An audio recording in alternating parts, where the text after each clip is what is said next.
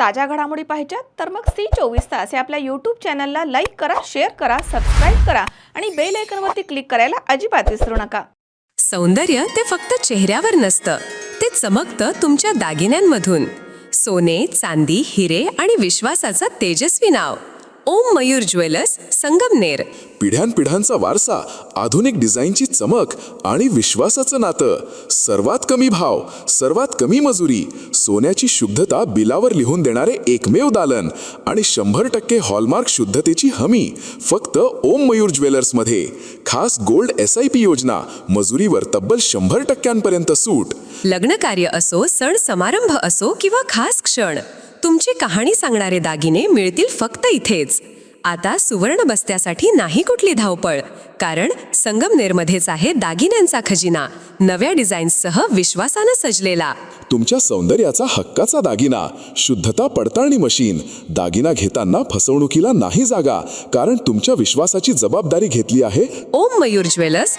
ओम Mayur jewellers म्हणूनच आजच भेट द्या.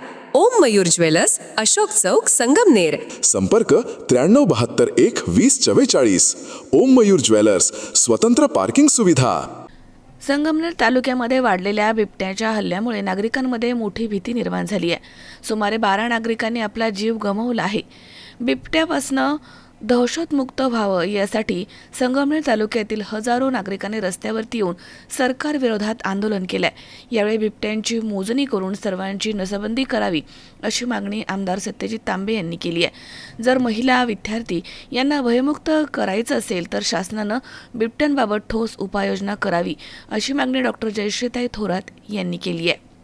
संगमनेर बसस्थानक इथे संगमनेर तालुका बिबट्याच्या दहशतमुक्ततेसाठी मोठं जन आक्रोश आंदोलन झालंय. यावेळी माजी आमदार डॉक्टर सुधीर तांबे तसेच आमदार सत्यजित तांबे, डॉक्टर जयश्रीताई थोरात, पांडुरंग पाटील घुले यांच्यासह संगमनेर तालुक्यातील सर्व पक्षांचे पदाधिकारी, कार्यकर्ते आणि युवकांनी, महिलांनी मोठ्या संख्येनं सहभाग नोंदवलाय. या मोर्चामध्ये सिद्धेश कडलक यांचे लहानगे सर्व वर्गमित्र सहभागी झाले होते. त्याचबरोबर डॉक्टर जयश्रीताई थोरात आपल्या लहान मुलांसह मोर्चामध्ये उपस्थित होत्या. बिबट्या हटाव, माणूस बचाव, बिबट्यामुक्त तालुका झाला पाहिजे या घोषणांनी परिसर दुमदुमून गेला. सिद्धेश कडलक या 6 वर्षाच्या मुलाला आपल्या घरच्यांच्या देखत, आईबापांच्या देखत बिबट्याने ज्या पद्धतीने उचलून घेऊन गेला आणि त्या पद्धतीने एक दहशत आपल्या सगळ्यांच्या मनामध्ये तयार झाली. आता इथं कोटकरताईंनी सांगितलं तसं 2 महिलांचं इथं फोटो आहेत. शेतात काम करणाऱ्या महिला असतील, अंगणामध्ये खेळणारे लहान लहान मुलं असतील, छोटे जनावर असतील, कुत्रे असतील, शेळ्या असतील, या तर ठेवल्याच नाही.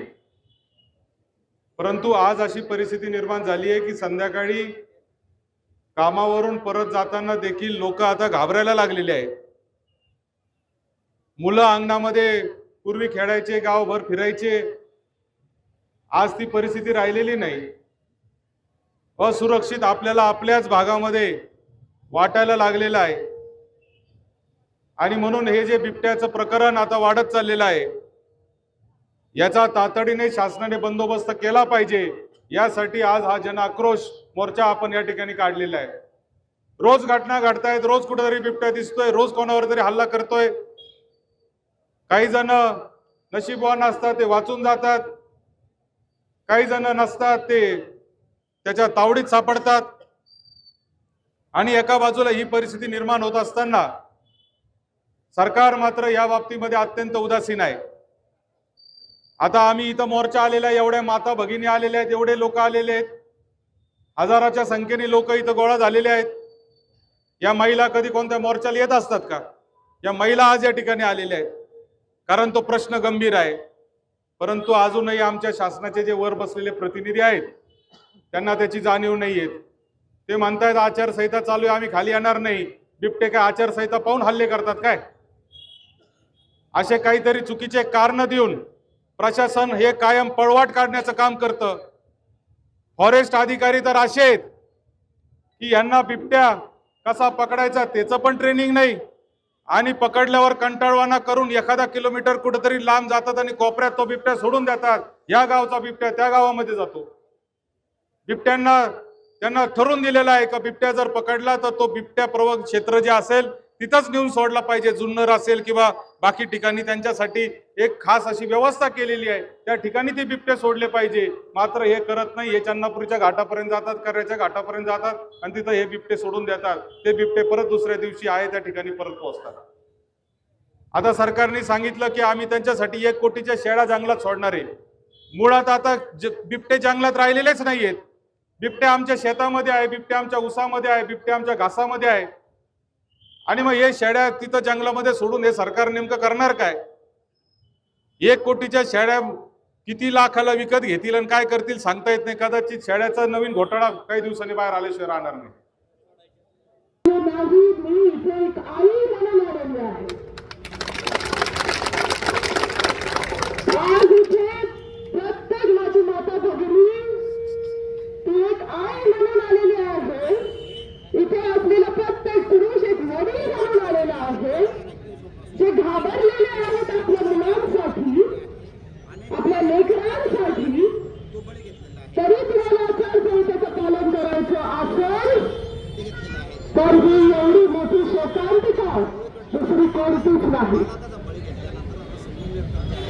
जसं दादा म्हणाला, बिबट्या आचारसंहिता बघून हल्ला करत नाही. त्याच्यामुळे आपण लवकरात लवकर खाली यावं, नाहीतर हा रस्ता तर बंद झालेलाच आहे. मग हायवे सुद्धा बंद होईल हे लक्षात घ्या. आज संगमनेर तालुका एकजूट झालेला आहे, एक साथ आलेला आहे एवढ्यासाठी की आपल्या लेकरांचे जीव, आपल्या मुलांचे जीव धोक्यात आहे. प्रत्येक आई वडील त्यांना काळजी वाटत असते की आपल्या मुलाला किंवा मुलीला शाळेत पाठवता येईल. सकाळी लवकर शाळा असते, 7 वाजताच घरातून निघावं लागतं. कधी कधी येताना उशीर होतो. संगमनेरवरनं बस पकडून गावाकडे जाताना कॉलेजची मुलं, त्यांना उशीर होतो. अंधार पडला तर अतिशय भयंकर अशी अवस्था त्यांच्या सगळ्यांची असते. काल मी सूरज दादा कडल्या त्यांच्या घरी गेली होती, दारावरती भेट देण्यासाठी गेली होती. मला समजलं कसे ते जात असतील. दोन्ही बाजूनी दाट ऊस असताना पाऊल वाटाने ते त्यांच्या घराकडे जातात. त्यांच्या अलीकडे त्यांचे भावबंद राहतात. त्यांना 3 मुली आहेत, अतिशय हुशार, अतिशय चांगलं शिक्षण घेणाऱ्या. त्या घाबरलेल्या आहेत. रोज शाळेत कसं जायचं, 6 वाजले की दरवाजा बंद करून आतमध्ये बसावं लागतं. त्यांना न्याय कोण देणार? त्यांच्यासाठी कोण उभं राहणार?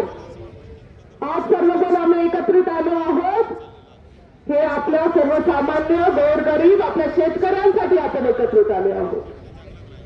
किती हाल आपल्या शेतकऱ्यांनी सोसायटीत मला माहिती दे. शेतकरी हे आपल्या देशाचं, खरं तर शेतकऱ्यांचं हित हे आपल्या देशाचं धोरण पाहिजे. तर सर्वात जास्त दुर्लक्षित कुठे असतील तर ते आपले शेतकरी आहेत. त्यांच्या मेहनतीला, त्यांच्या मालाला तर भाव नाही, त्यांच्या मेहनतीला मालाला मोल नाही, पण त्यांच्या जीवाला सुद्धा मोल लावलेलं नाही. मला वन विभागाच्या अधिकाऱ्यांना एवढं सांगायचं आहे, साहेब तुम्ही बिबट्या पकडतात, एका बाजूने घेतात, दुसऱ्या बाजूकडे सोडून देतात, पण त्या बिबट्याला 4 पाय आहेत ना, ते परत जातील ना मनुष्यांच्या वस्तीवरती. आणि बिबटे सुद्धा माणसासारखे आळशी झालेले आहेत. त्यांना जंगलामध्ये राहायचं नाही, त्यांना काही तिथं काय सापडेल ते शोधून खायचं नाही. त्यांना सुद्धा आईचं पाहिजे. ते सुद्धा बघतात की ऊसाची शेती कुठं, पाण्याची सोय चांगली कुठं, वस्तीवरती कोंबड्या कुठं जास्त, शेळी मेंढ्या कुठं जास्त, गाया कुठं जास्त, आणि कुत्रे तर राहिलेच नाही शेतकऱ्यांच्या वस्तींवरती. एकही कुत्र पाहू शकत नाही तुम्ही ग्रामीण भागामध्ये. संगमनेर तालुक्यात कोणत्या राज्यामध्ये बिबट्यांच्या हल्ल्यामध्ये अनेक विस्तार तसे आपले शेतकरी बांधव विशेषतः महिला आणि लहान मुलं बळी पडत आहेत. आणि यावर शासनाची जी भूमिका आहे तर शासनाची भूमिका अत्यंत किरीक निर्माण करणे, राग निर्माण करणे. तुम्हाला माणसाच्या जीवाची काही पर्वा आहे की नाही, शेतकऱ्यांच्या जीवाची काही पर्वा आहे की नाही, त्या सीतेच्या वडिलांची त्यांच्या आईवडिलांची अवस्था आपण पहा. आणि म्हणून शासन ज्या असंवेदनशीलतेने या प्रश्नाकडे पाहत आहे ते बरोबर खूप राग निर्माण करणार आहे. तर शासनाने याच्यावर तातडीने उपाय केले. आता काय उपाय करत नाही शासन करत येत नाही का? शासन हे सर्व बिबट्यांना कुठेतरी अभयारण्यात त्याच्यातरी निर्माण करून तिथे स्थलांतरित केलं पाहिजे. अनेक जंगल टाकलं त्या ठिकाणी त्यांना केलं पाहिजे, त्यांची नसबंदी केली पाहिजे. कायद्यामध्ये बदल करून जे असे हिंसक प्राणी बनतात त्यांचा त्या ठिकाणी त्यांना गोळी घालण्याचे किंवा त्यांच्या त्या ठिकाणी ठार मारण्याचं जे काय असेल ते कायद्यामध्ये बदल त्यांनी केले पाहिजे. आज खरोखर सगळा कृषीप्रधान देश आहे. लोक तिथे राहत आहेत, महिला भयभीत आहेत, लहान मुलं भयभीत आहेत, त्यांना शाळेत जायचं असतं, स्वतःची कामं करायची असतात. म्हणजे हे अत्यंत किती राहतो ते शेळ्या वगैरे तिथं निघतच आहे, त्याचे नुकसान होतच आहे. दुसरीकडे त्याला कुठल्याही प्रकारचं त्या ठिकाणी स्वतःच्या जीवाला संरक्षण नाही. तसं असताना तर कशा पद्धतीने सांगायचं पुढे शिवाय सोडून अंतर सोडून असे अशांत उपाय सुचवण्यापेक्षा त्यांनी थोडंतरी गंभीरपणाने या किती लोकांना हा प्रश्न मांडला. रोज लोक त्या ठिकाणी प्रश्न मांडतात, गावागाव लोक त्या ठिकाणी प्रश्न मांडतात. तरी शासनाला जाग येणार आहे ते आम्हाला समजत नाही. त्यामुळे शासनाला एवढीच विनंती आहे, कळकळीची विनंती आहे की आपण तातडीने काँग्रेसला आज संगमनेर तालुक्यामध्ये जे काही बिबटे आहेत त्या ठिकाणी हल्ला झाला तर ताबडतोबीने पकडा, त्यांना कुठेतरी बंदिस्त ठेवा. तिथे वन खात्यात सुद्धा दोषी आहे, त्याचे जवळपास कुठेतरी ते बिबट्या स्वतःचे बिबटे पुन्हा या ठिकाणी येतात. तर या वन खात्याला सुद्धा माझी विनंती आहे की आपण सर्वांनी त्या ठिकाणी माणसाच्या जीवाची त्या ठिकाणी कुठेतरी गंभीरपणाने विचार केला पाहिजे आणि थोडंच पावलं त्या ठिकाणी विसरले पाहिजे. सत्यजित कांबळे यांनी वारंवार विधानपरिषदेत मांडला, त्याचप्रमाणे थोडा साहेबांनी अनेक वेळेस त्या ठिकाणी शासना दिले, कालही त्यांनी म्हणून त्यांना पत्र दिले. तर यामध्ये शासनाला पुन्हा आमची तरतूद हीच विनंती आहे की आता कुठेतरी आपण त्याच्यामध्ये गंभीरपणाने बिबट्यांच्या प्रश्नासंदर्भात आज आपण या प्रश्नासंदर्भात जमल्यानंतर आज आपण कुठे जो बघतोय तर सगळे जवळजवळ सगळ्याचे सगळे लोक शेतकरी कुटुंबातले तुम्ही जमलेले लोकांसाठी शेतकरी आहे. काय होतं, जो शहरात बिल्डिंगमध्ये बसलाय त्याला हा प्रश्न कळणार नाही, कारण की त्याला 2 वर्ष त्यामधून वाट काढत जावं लागत नाही. त्याला बिबट्याच्या भीतीच्या सावटाखाली सकाळी लेकराला शाळेत पाठवावं लागत नाही. निश्चित बसल्यावर तिथं सुरक्षा रक्षकांच्या घरात बसल्यावर म्हणायला सोपं आहे आम्ही बिबट्या जंगलात सोडतो, तरी शेळ्या जंगलात सोडतो आणि त्या जंगलात बिबटे आहेत ते शाळेमध्ये सोडायला. स्वतःचं चढायचं पुरण नवीन निर्माण करण्यापेक्षा मूळ प्रश्न जो बिबटे सध्या मानवी अस्तित्वात आहे त्याच्यावरती उत्तर शोधलं पाहिजे. आपल्याकडे जागतिक कीर्तीचे अनेक तज्ज्ञ, पर्यावरण तज्ज्ञ ते उपाय सुचवतात काय केले पाहिजे त्याच्यावरती. त्यांचा सल्ला न घेता हे यांच्या मनानंच काहीतरी निर्णय घेणार. माधव गाडगेंचं नाव सगळ्यांना माहिती आहे, मिलिंद वाटवांचं नाव सगळ्यांना माहिती आहे. माधवराव गाडगे म्हणजे धनंजयराव गाडगे जे सहकार्याचं देशातलं मोठं नाव आहे, त्यांची चिरंजीव जागतिक कीर्तीचा पर्यावरण तज्ज्ञ असेल माणूस.